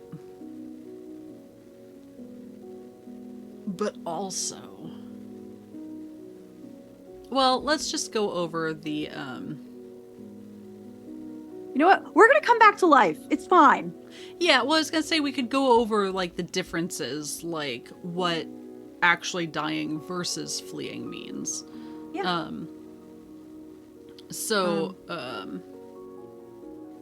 I just had it. Runes. Items. Alright, found fleeing a fight. Okay, perfect. Go for it. There may be situations where you feel it's better to run away from a fight rather than face an inevitable death. The engraved has the ability to escape from a fight, though it is dangerous to do so. In order to flee from a fight, you must occupy a square at the edge of the grid. Fleeing a fight takes part during step 4, either before or after you have moved. When you attempt to flee, take 6 harm minus any single rolled stamina die to mitigate the incoming damage. You cannot use a stamina die that allowed you to move to the edge of the grid. This represents the enemy taking one last swing at you as you run away. See the next page for an example of this. When you flee a fight, it is not marked as completed, and so does not trigger any realm clocks that are advanced when completed actions at points. And then there's an example on the next page. Yeah. Okay. We are already at the edge. So conveniently, not being able to move lets us just kind of sit in the doorway. But we since it's during step 4, we would still roll first, so we can decide based off what we get what we want to do. I am just going to state, just to kind of have them next to each other, if we did die, that's when our health is reduced to 0, which is pretty standard. The fight ends immediately and is not marked as completed on the point. However, death is not the end. You just read that, didn't you? I guess so. I read the fleeing one. I didn't read the death one. I understand why they're written the same, but it also just made me second guess Deja myself. vu. Upon death, you return back at full health at the sigil point on the map, which is point 1. Unmark all of the fight actions on every point as the enemies of the realm are brought back to life through the power of killing a rune seeker. The one exception are unique fights, which remain marked when completed. Many realms also have unique rules for what happens when an engraved dies. Make sure to refer to how death affects the engraved in the realm you're currently wandering. So the real question is since we didn't complete this fight, when we come back, what are they at? So I think he'd still be in phase 2, right? Yeah, I don't think it resets. That's what it sounds like. So we can like ping him from afar, dive, ping him for 2, dive. We can just kite him. Yes. We could. Okay, do you want to roll and see what we get? For our rolls? Our stamina rolls? Oh god. Okay, I need to be on the right page for this. I'm rolling the 2 dice, right? Yeah, the 2d6. Okay. Right into the mic, sorry. That's a 6 and a 3. And we're gonna take just a moment to say, Kayla, hi and thank Kayla. you, friends. Welcome on in. We are, if you type !donate, we are linking to Kayla's To Write Love on Her Arms charity today. And we are having a game review and discussion of Rune. I thank you for the shout out. I have the best mods. Because I have no brain. Yeah, well, it made the most sense. And I believe that was Mare's brilliant idea, actually. Hi. Yeah.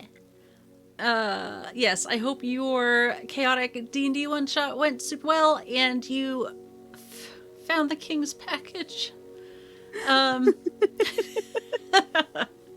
We're in the process of fighting our BBEG for this game.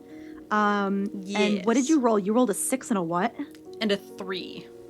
Might I make a suggestion? Please do. Okay, so he's still at 12 hit points. Can how we would do you feel? an action before we dip? He did not do an action because he has block. He had block, move, and harm, but block and harm are done on the same turn at the end of the round. Right.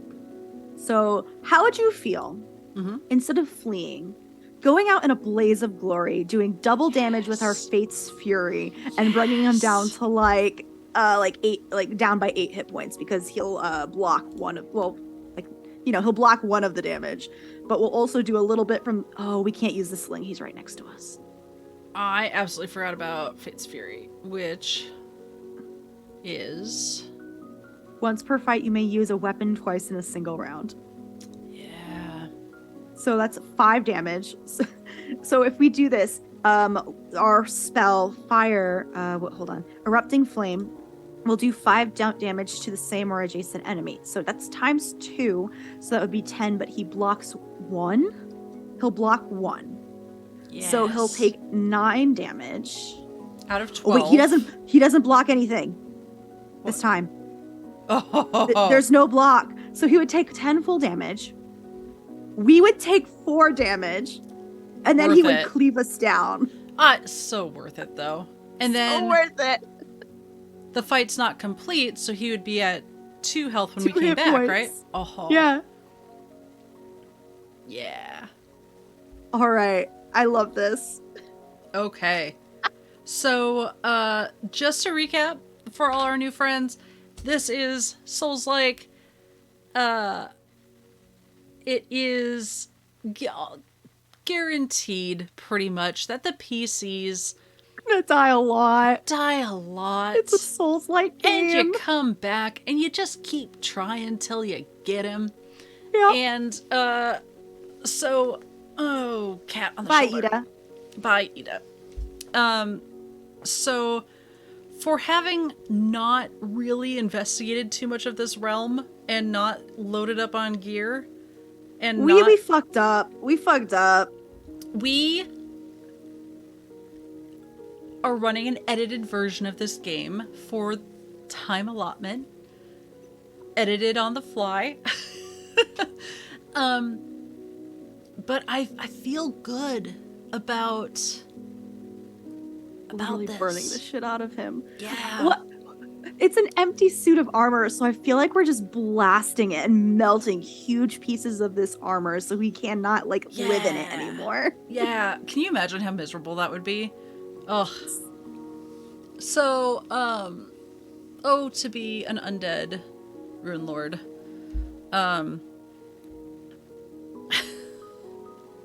Angrily so cleaving us down with his... Because we can't move, because we pissed ourselves.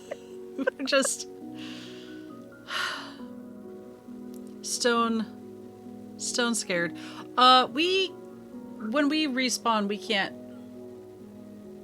We still have our erupting flame and sling. We don't get to trade out, do we? I'm assuming. I'm sure you could flavor it however you wanted, but also, like... Yeah, we have a hydrate from Baker. That was water, but I'm gonna have some tea. Which is good that I have this little cat tea warmer because I forgot as soon as we came back from break that I had tea. Beautiful. Also, it is so yeah, we have died. Burned to death and getting cleaved down. Rest in peace. Great. That has to count as a realm clock, though, right? Like, that's an action, no, right? Attacking him? But the realm clock moves forward when we finish something which we didn't finish the fight. You're right. Yeah. You are right.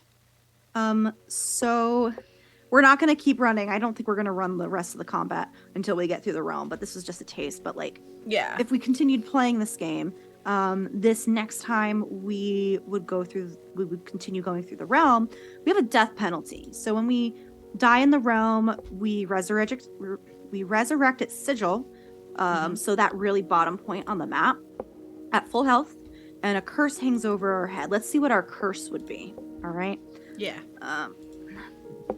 5. Take +1 harm in combat. And this curse lasts until we complete a fight action at any point. Okay, which we would potentially be able to do depending on when we hit certain time frames. Yeah. So the replayability on this is really good because I would definitely want to see how things play out if we went to other places, try and get items like the Necromancer's Key and stuff like that. So replayability is pretty good. It also feels very I'm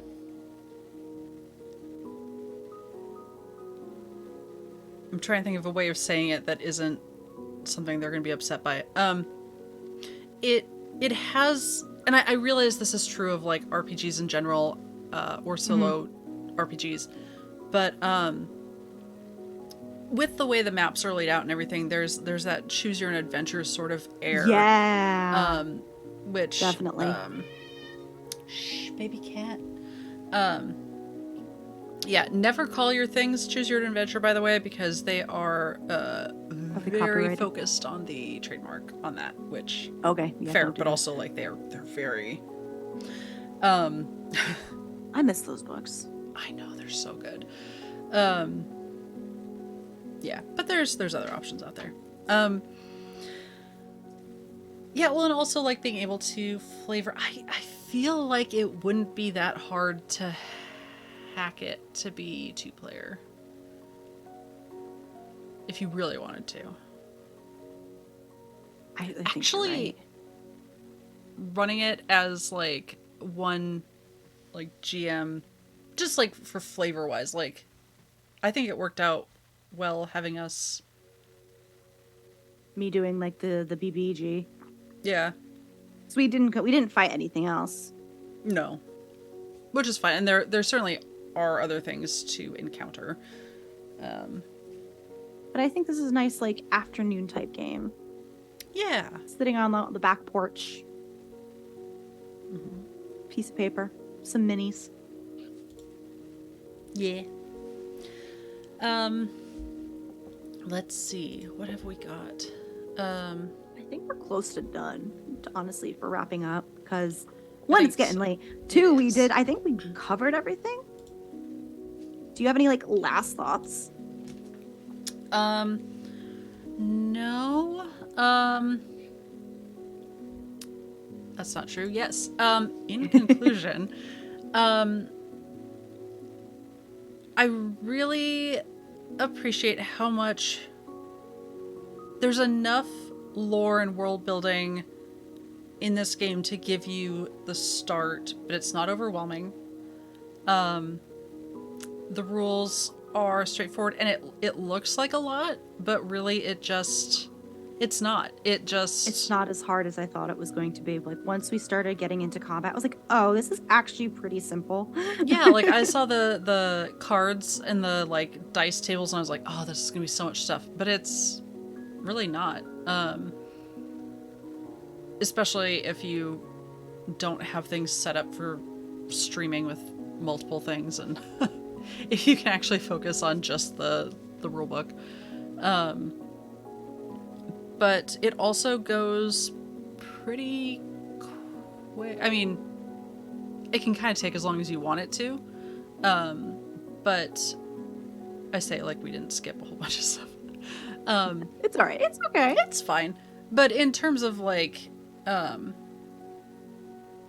you can speed through it and roll your dice and move on and fill that clock, or you can take your time, be more tactical about it.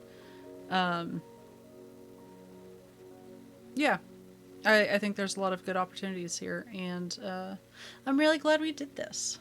I like it. We should talk and see if we should do like other ones down the line.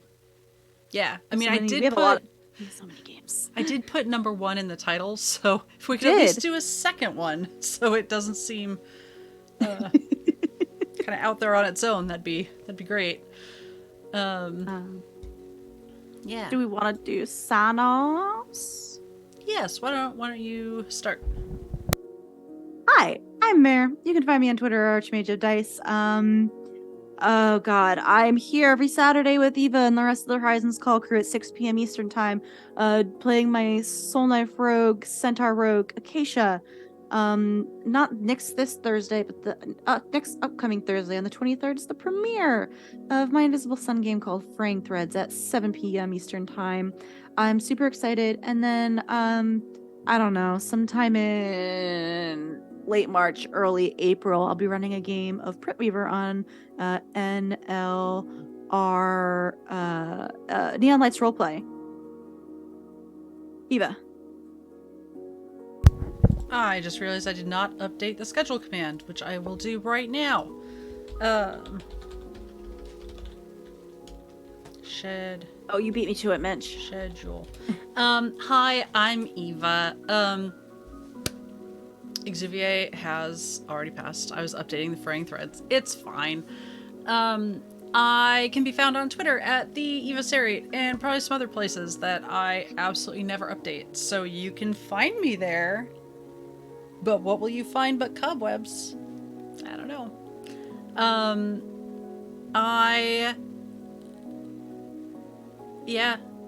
Don't really have anything else going on at the moment besides, as Mare said, Horizons Call. We are casting for Ryutama at the moment. That just opened. Haven't even been able to post it on Twitter yet. It is so shiny new. I will do that right before I go rest my back. Also, this is Rune. We played Rune. Yes. So !Rune, please go check it out. And also the Kickstarter ends in like 12 to 13 hours for like the game for cards. Eva, are we doing a raid? I know we have a couple options in our chat. Yes, I would like to. If you have a Yeah, can we do the one I suggested, please? My little heart, my ace heart. TTRPG Gifts is currently running a bunch of asexuality panels as part of AceCon this weekend. Right now, they are running a Black and Asexual panel with a bunch of amazing Black creators. So If you want to learn about asexuality, sexuality in the cross section with being a Black individual, or they also had neurodivergence yesterday, and just in general, there's a bunch of panels that are going on this weekend. So please go check them out. I've been popping in and out so far all weekend, and they have been very informative and just really good to listen to. So please go check them out. I love them. I apologize for my face. I was not finding the Twitch channel I was looking for, which is very strange, Twitch. Thank you. But yes, we are going to go over there. Give love. Yes. Thank you all for joining us. We will see you again. Oh, we are not doing a game tomorrow morning. We will have other things on the horizon, however. So, words, things, whatnot. We will see you all later. Thank you, and good night.